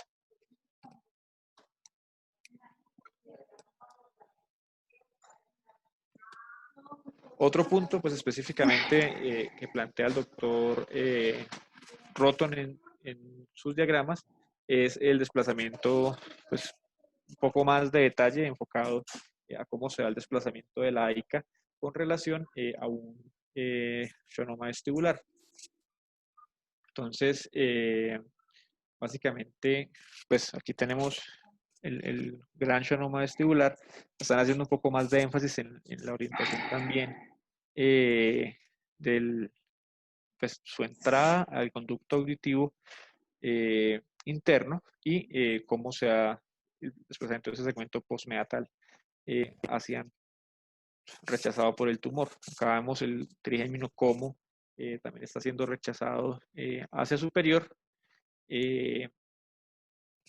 Y pues digamos que se muestra el detalle de las otras estructuras que permiten la localización anatómica, como es el flóculo y el plejo coroide, que les he mencionado anteriormente. Hacia la porción inferior está el complejo de los pares bajos. Uno de los puntos que también se ha visto en técnica quirúrgica es que para poder estar más seguro de la localización adecuada, muchas veces conviene también hacer la exploración de los pares para ver desde inferior hacia superior y tener una visión, digamos, mucho más clara y segura de su localización. En este siguiente corte, lo que también se representa es, pues, digamos, el patrón de desplazamiento de la AICA, viendo cómo están estos segmentos prenatal y postnatal por encima sobre el tumor. Y aquí vemos cómo la arteria auditiva se genera interna, pues se genera el segmento meatal. Y en la siguiente imagen, lo que también vemos es cómo también se están desplazando esos segmentos hacia la parte anterior, también por el mismo crecimiento tumoral. A considerarlo pues en la disección de estas lesiones. Viéndolo desde la porción posterior, también pues tenemos este corte que nos muestra más pues, nuevamente las relaciones vistas normalmente. No voy a centrarme mucho en esto, ya los hemos revisado pues mostrando las relaciones arteriales, las relaciones venosas y cómo se da el desplazamiento también con el crecimiento tumoral de las distintas ramas, troncos de la AICA. Este, pues, digamos, esta siguiente serie es otro abordaje también para, pues, mostrando un poco cómo se da la posición, el posicionamiento del paciente, cómo se da el retiro del muro posterior del conducto auditivo interno para mejorar la exposición tumoral, cómo se da la relación de la AICA con el borde tumoral. Eso es lo que les comentaba que el doctor describe como la técnica para, una vez se reseca desde adentro, no estamos muy bien mostrado, pero una vez se reseca desde adentro el tumor, pues es mucho más fácil la manipulación de la cápsula y la disección de la misma. Y de esa forma se pueden ir separando también ese sentido de la disección de las fibras desde medial hacia lateral. Va a ser bastante bueno para evitar que se dé la lesión de las fibras auditivas también. Y esto pues es mostrando un poco más el detalle final de la resección, cómo se preservan tanto el componente del facial como el del octavo par. Ya un poco ya para terminar, yo también me he extendido más del tiempo.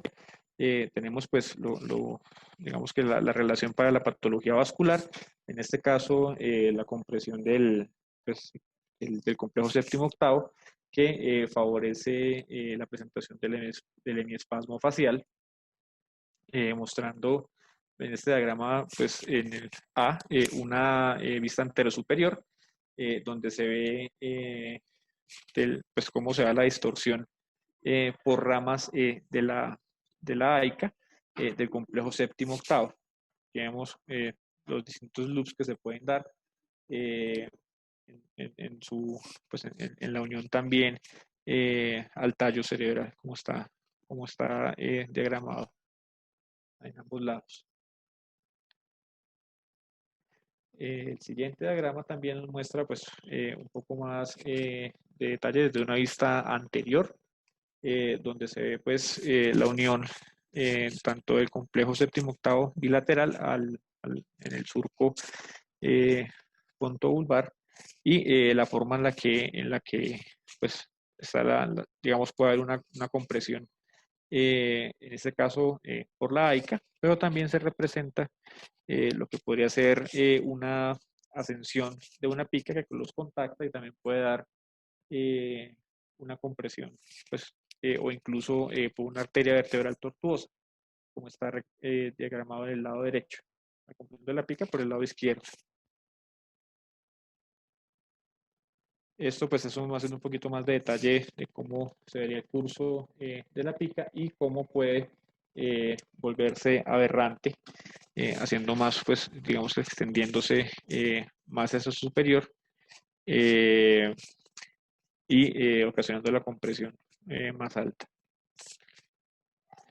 Un poco de detalle pues del abordaje retrosigmoideo para exposición del complejo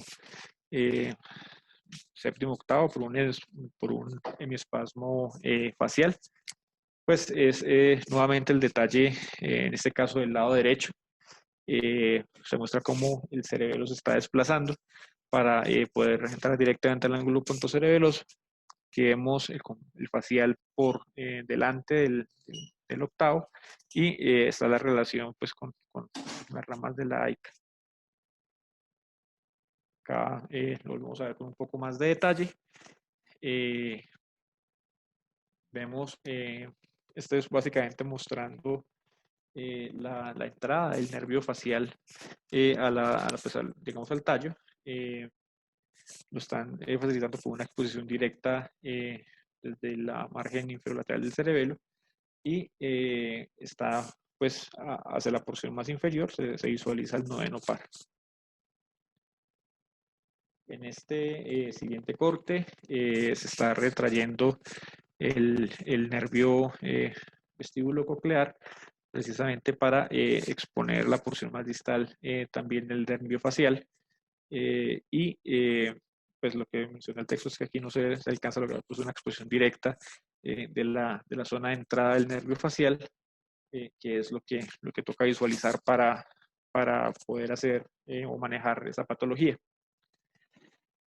Ya en este siguiente corte, lo que ellos logran es hacer pues, una reacomodación del nervio vestíbulo coclear y ahí ya se logra visualizar los márgenes del nervio facial, en particular entrando al tallo cerebral y también se alcanza a ver una partecita del nervio intermedio. Parte de aquí. Aquí también se visualiza pues como la vena del pedúnculo cerebeloso medio está pasando justo entre el nervio coclear y el nervio facial. Esto pues es otro diagrama también para mostrar el mismo abordaje. Realmente no, pues no me voy a detener mucho ya también por motivos de tiempo. Nuevamente pues se visualiza el complejo séptimo octavo, la relación con la AICA, en el segmento meatal, la arteria supracuata aquí emergiendo, que es importante en el momento de hacer un abordaje suprameatal.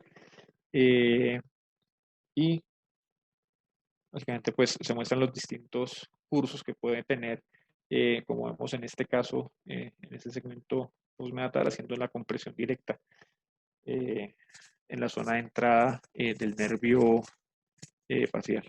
Acá pues está representando otra posibilidad, que es por una, digamos, una curva más prominente hacia el superior de la pica, que también hace la compresión. Y acá también tenemos pues otro ejemplo en el que esa compresión en la zona de entrada del tallo está dada por una aberrancia de la arteria vertebral. Esto pues es un poco más de detalle para mostrar cómo se ve ese nervio intermedio en el momento de hacer la disección. Estos son otros recursos adicionales que también se pueden encontrar bastante útiles en la página del Neurosurgical Atlas, mostrando en forma tridimensional pues, las estructuras que hemos mencionado, bastante lúdicas al momento de estudiar esta anatomía. Muchísimas gracias por su tiempo y toda la atención prestada a la presentación. Buenas noches a todos. Gracias por la paciencia, que casi no me puedo conectar. Vamos a continuar con el tema de ángulo pontocerebeloso y nervios de la fosa posterior. Fue un tema que inicialmente lo presentó Fernando. Fernando presentó el complejo neurovascular superior y medio y pues nos correspondió presentar el complejo neurovascular inferior. Entonces, básicamente, este complejo neurovascular tenemos que hablar de 6 estructuras importantes que vamos a encontrar allí, que es la arteria cerebrosa posterior inferior, la médula o la porción bulbomedular, el pedúnculo cerebeloso inferior, la fisura cerebelomedular, la superficie suboccipital del cerebelo y evidentemente los nervios glosofaringeo vago, accesorio y el hipoglosal. Les traje esta imagen más o menos para ubicarnos. Entonces vemos cómo en este complejo neurovascular tenemos la superficie occipital, suboccipital, perdón un segundito, la superficie suboccipital, encontramos la arteria cerebrosa posterior inferior, encontramos este surco que es el surco cerebelomedular. Adicionalmente encontramos la relación con el noveno, con el décimo, con el onceavo par y por supuesto con el nervio hipogloso. Esta es una de las primeras imágenes que nos muestra Roton del abordaje retrosigmoideo, en donde lo primero que uno alcanza a ver, ¿están viendo, ven la flecha? Perdón, les pregunto. Sí, se ve perfecto. Bueno, gracias. Donde lo que primero que vemos es el nervio vestíbulo-coclear en relación a la arteria cerebrosa anteroinferior, cómo hace un loop, que es el loop que recibe, el nombre que recibe es el loop subarcuato, que va en dirección hacia la fosa subarcuata, y aquí vemos la arteria subarcuata. Es importante tener en cuenta que en este nervio vestíbulo coclear, posterior a él y medial, vamos a encontrar el flóculo. Eso es importante recalcarlo porque, como ya vimos en un caso que se presentó en el chat de la fundación, vimos cómo esta estructura puede ser confundida con una estructura vascular y no tener correlación con un paciente que pueda llegar a presentar un cuadro de tinnitus. Pero lo que nos compete en esta charla básicamente es este complejo, que es el complejo más inferior, y vemos cómo tenemos el noveno, el décimo y el onceavo par más abajo y en relación a la arteria cerebrosa posterior inferior. Esta es una imagen contralateral del lado izquierdo, en donde nuevamente recalcar la importancia del flóculo posterior al nervio vestíbulo-coclear. Y más inferior vemos cómo el plejo coroide va a estar por detrás de lo que es el noveno y el décimo par. Me parece que también es un reparo importante para tener en cuenta y para poder identificar el glosofaringeo y el nervio vago. Aquí nos muestra cómo el plejo coroide sale por el foramen lateral, por el foramen de Luschka, y vemos cómo abren el labio romboideo para identificar bien esa estructura. Esta es la misma imagen, sino que está más ampliada. Y posteriormente nos muestran una gráfica en donde lo que Roton quiere mostrar acá es cómo viene la arteria vertebral ascendiendo en su porción B4 para ir a formar la basilar, y de esa porción B4 viene la arteria cerebrosa posterior inferior para ir a formar su primer loop, que es el loop caudal, se va posteromedial para luego ascender y formar el loop cefálico, como ya todos sabemos. Lo importante de esta gráfica, me parece, es que vamos a tener variaciones con relación al origen de la arteria cerebrosa posterior inferior, y en este caso nos muestra cómo la pica va a ir en su trayecto por debajo del nervio hipoglosal, para luego entremezclarse entre las raicillas o entre los paquetes o los nervios de las fibras del decimoprimer par.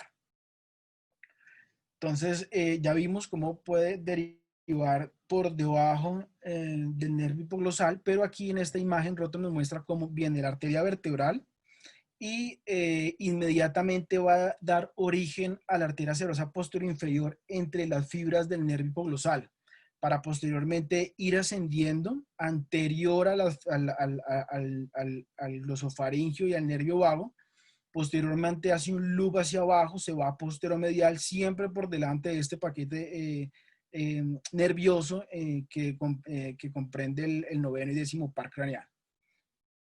Y esta última gráfica nos muestra cómo una pica mucho más tortuosa, en donde el origen de la pica está mucho más superior y viene a ser un loop bien superior, casi que llega a contactar el vestíbulo coclear para posteriormente ascender y salir por el décimo y el onceavo par.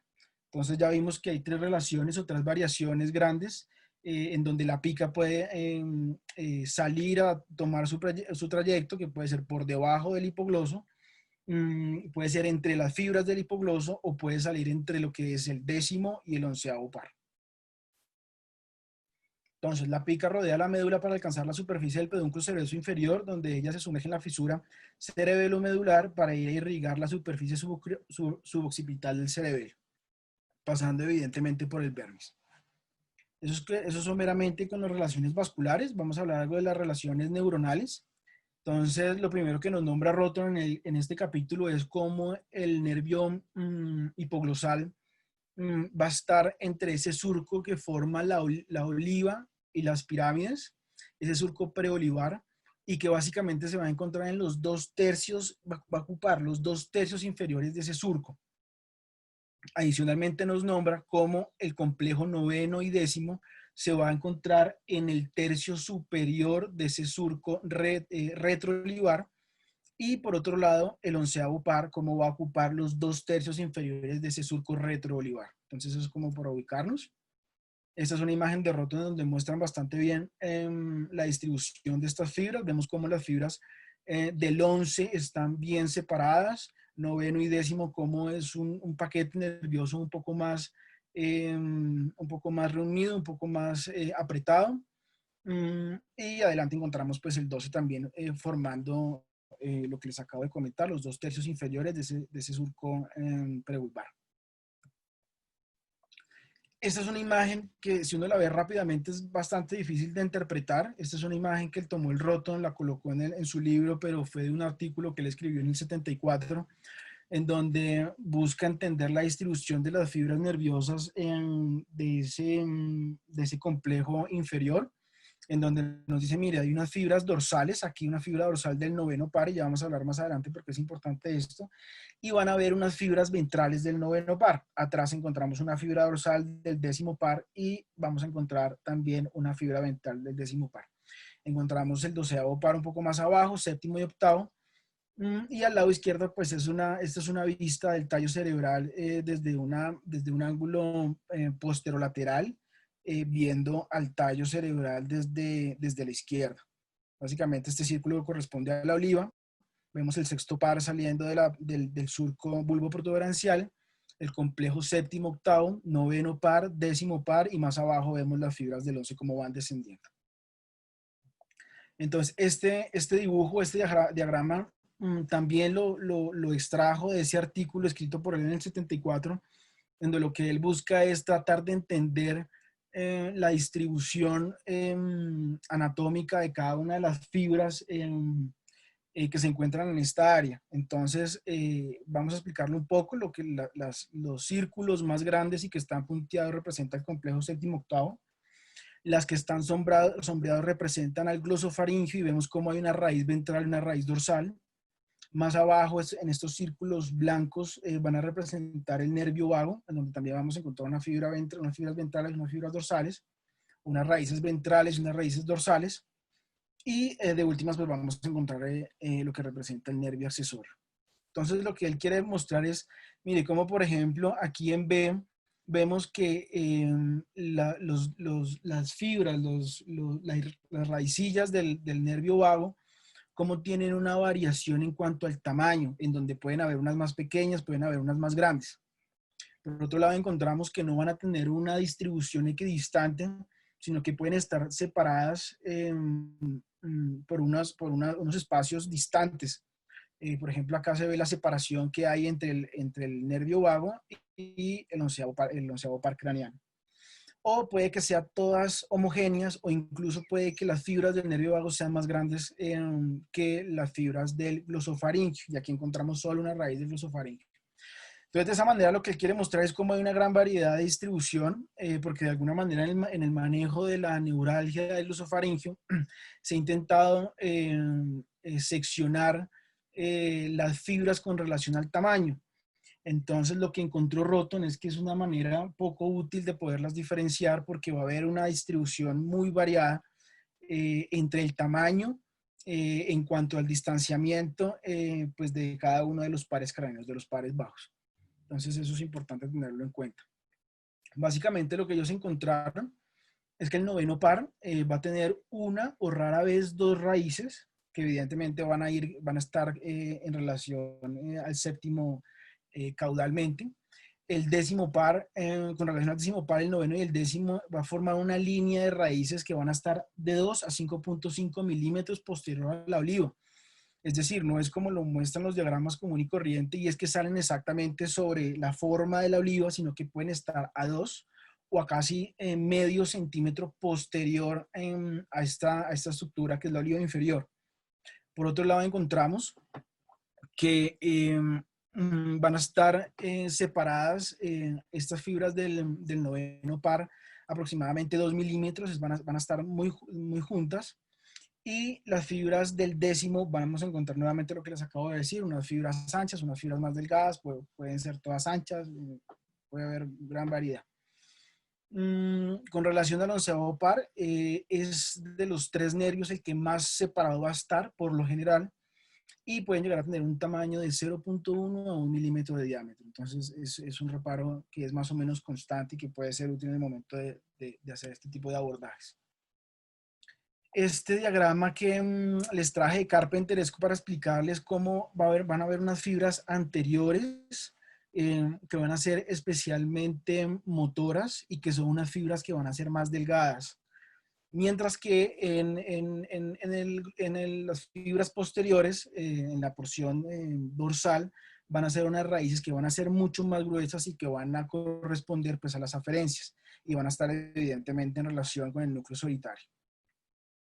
Esa es la importancia de que haya unas raíces delgadas y otras raíces gruesas. Ahora, nos habla del nervio accesorio y nos dice, mire, la porción craneal del nervio accesorio, hay unas raicillas vagales que se van a unir al nervio vago para formar el laringio inferior recurrente y que tiene unas características son eferentes viscerales especiales. Y que estas son difíciles de separar ya que las fibras accesorias y vagales, las fibras accesorias o el vago y las fibras craneales, las fibras accesorias craneales, generalmente entran en el meato vagal como un solo paquete. Entonces, en ese punto es bastante difícil de diferenciar. Este es nuevamente el artículo del doctor Roton del 74, pues me pareció bastante útil para poder explicar esta relación.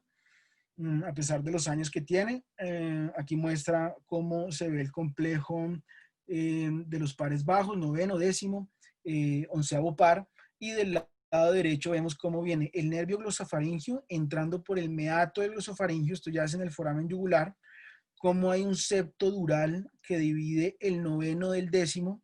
Acá vemos cómo está el meato vagal en donde van a entrar, van a estar las fibras del décimo par y van a entrar una porción craneal y la porción espinal del onceavo par.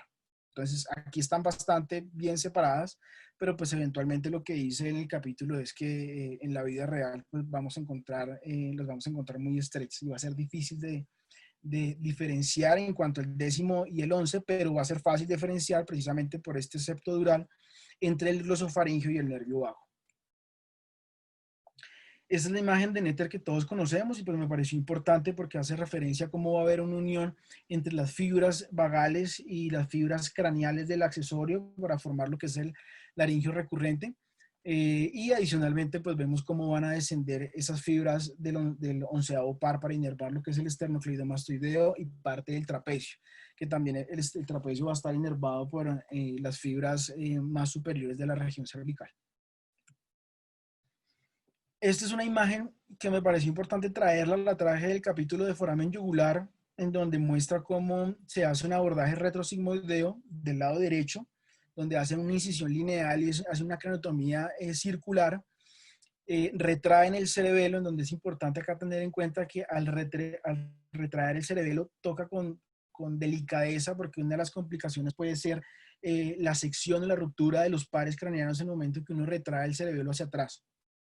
Entonces me pareció importante traerla porque muestra el complejo séptimo octavo, muestra la arteria cerebrosa anterior e inferior en su loop subarcuato.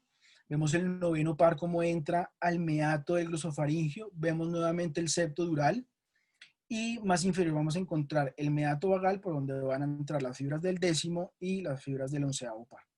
Y más anterior, más abajo, más inferior, más caudal, vamos a encontrar cómo la arteria vertebral está por delante de los pares bajos, que es una relación también importante. Entonces vamos a encontrar que el flóculo está en relación con el octavo par en la parte posterior, que el plejo coroide va a estar en relación en la parte posterior del noveno y el décimo, pero anteriormente vamos a encontrar las estructuras vasculares, en este caso vamos a encontrar la arteria vertebral.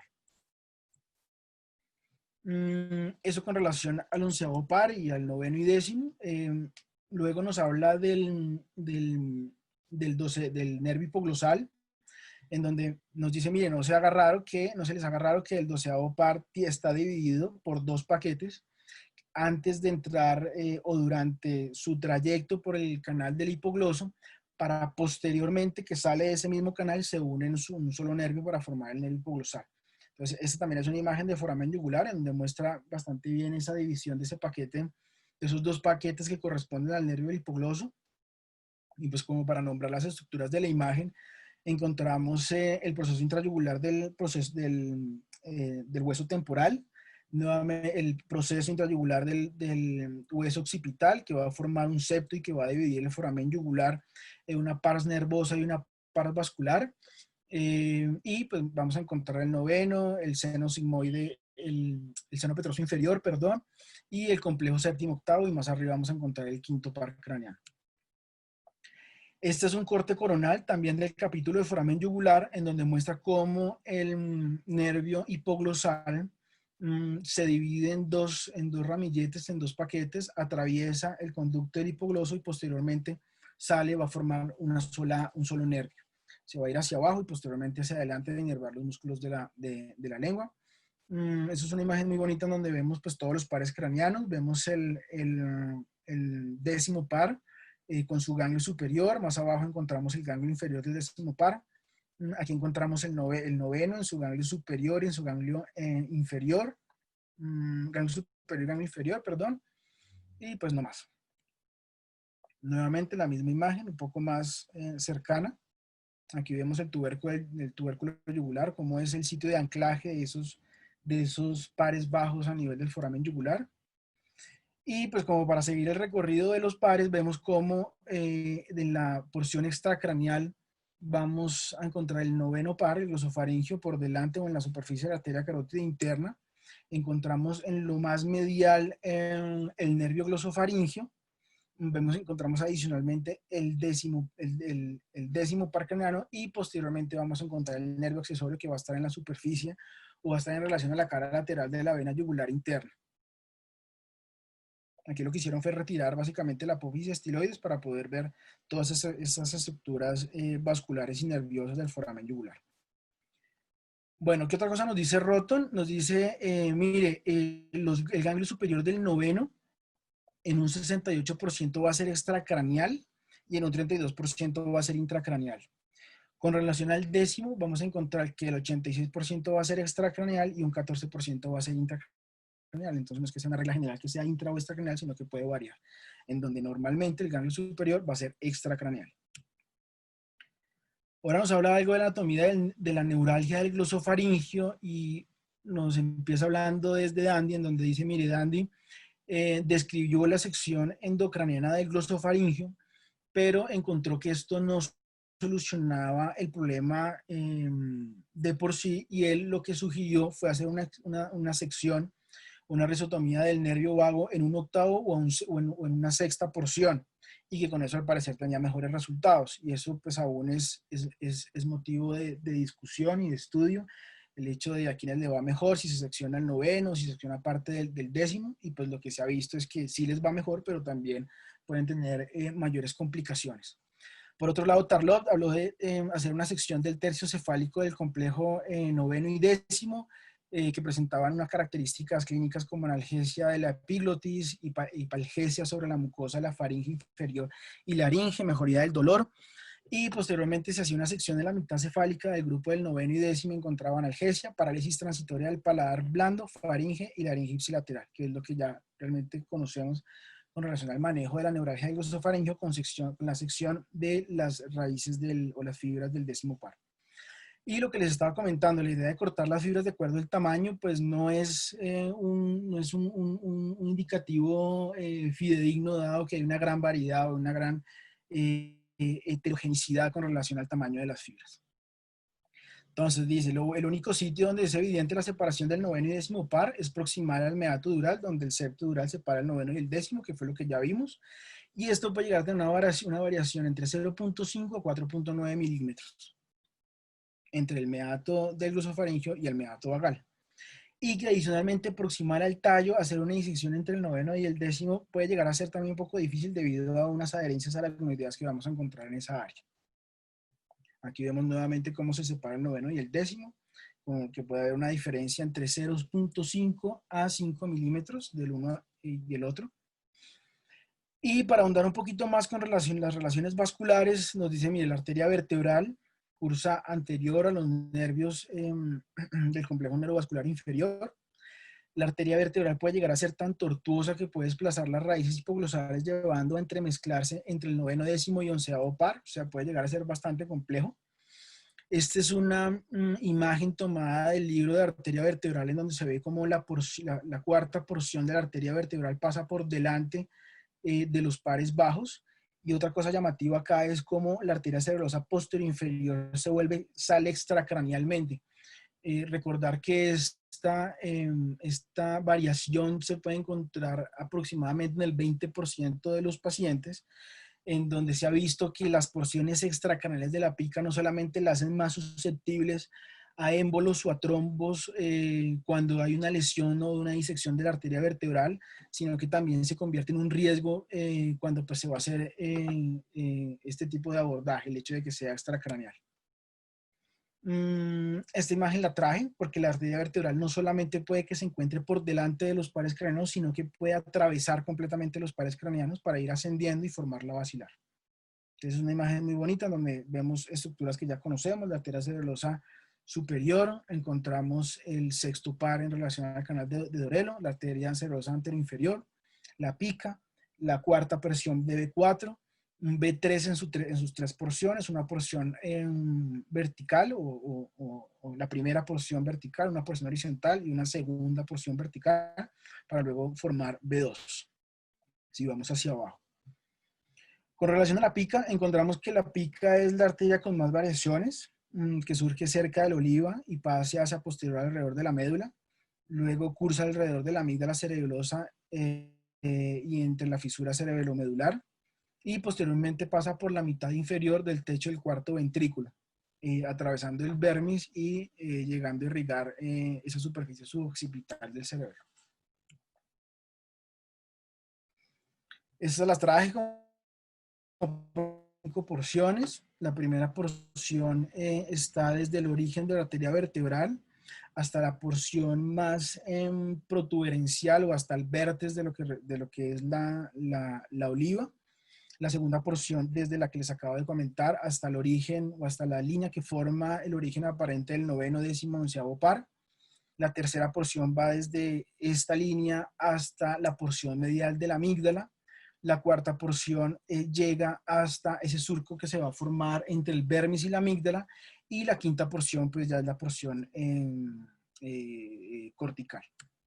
Esta es una imagen que nuevamente muestra cómo la arteria, la pica, atraviesa el onceavo par, que ya habíamos hablado de las variaciones que puede tener.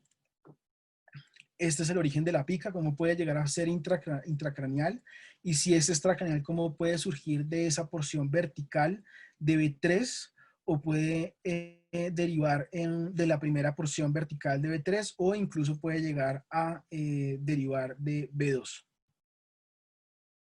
Aquí vemos cómo la pica se va por delante de los pares bajos, incluso puede llegar a ser tan tortuosa que puede llegar a comprimir el séptimo par y producir un hemiespasmo facial.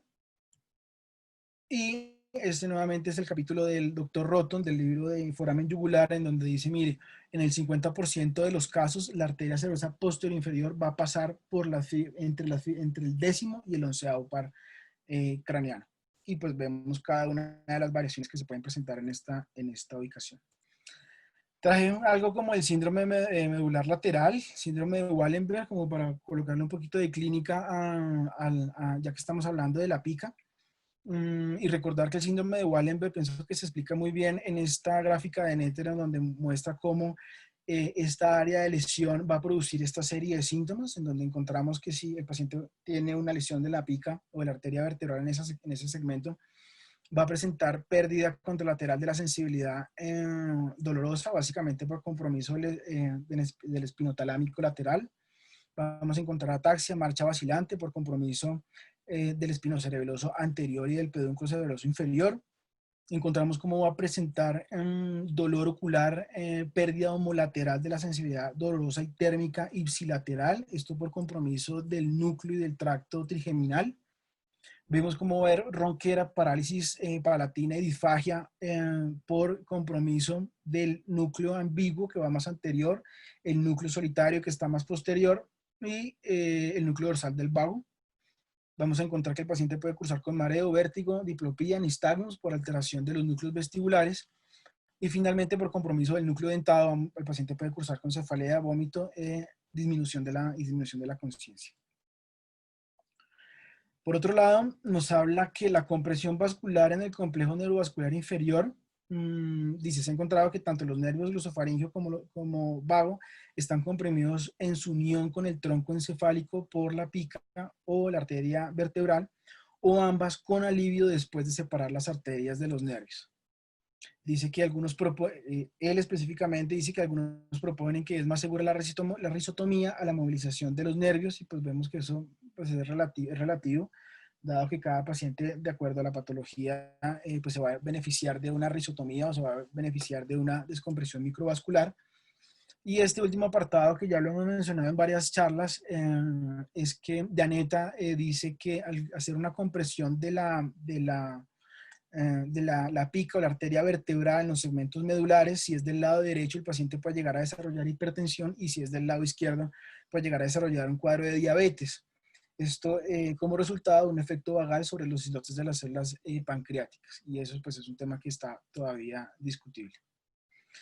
Y ya para terminar, el último apartado de este capítulo, en donde nos dice, mire, si tenemos un tumor que va a mediar a los pares craneanos, más o menos por dónde debemos abordarlo. Entonces, si el tumor es superior, es bastante superior, lo ideal es ir entre el margen inferior del tentorio y el borde superior del quinto par, pero hay que proteger especialmente el cuarto par y la arteria cerebelosa superior. Si es más medial, lo ideal es ir entre el trigémino, entre el quinto par y el complejo séptimo octavo. Y si es más inferior o está unido al foramen yugular, uno puede ir por debajo de ese complejo séptimo octavo al margen superior del glosofaringeo, o puede pasar entre el décimo y el onceavo par, que también podemos encontrar un espacio, o incluso puede pasar uno entre las raíces del onceavo par. Eso es básicamente el resumen de lo que les acabo de comentar. Cómo podemos tener varios ángulos de abordar las lesiones que van mediales a los nervios. Aquí vemos un meningioma que está en relación al seno petroso superior, y vemos cómo va a comprimir lateralmente, sobre todo el cuarto par y el complejo séptimo octavo. Entonces lo que él dice, bueno, entrar por la superficie, resecar el tumor y finalmente tratar de coagular o de seccionar el sitio de implantación. Y vemos cómo cada uno de los nervios pues ya quedan deformados por la presencia del tumor. Este es un meningioma clival. Él habla que es un meningioma clival, o lo escribe como un meningioma clival, en donde compromete desde el troclear hasta el décimo par,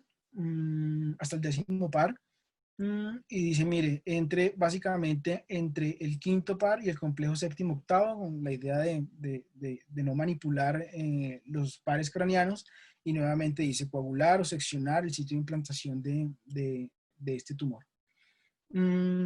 Este es un tumor que es más inferior. También habla que lo describe como un meningioma en relación al tubérculo yugular. Y lo que dice, mire, pues evidentemente hay que entrar un poco más abajo, y hace en la representación de un abordaje entre el complejo séptimo octavo y el noveno par para poder resecar la lesión. Nuevamente, este es otro tumor en donde dice, mire, es un tumor que ocupa casi todo el espacio entre los pares craneanos, y puede uno entrar por diferentes sitios para poder resecar la lesión. Y ahí acaba el capítulo del Dr. Roton. Muchas gracias.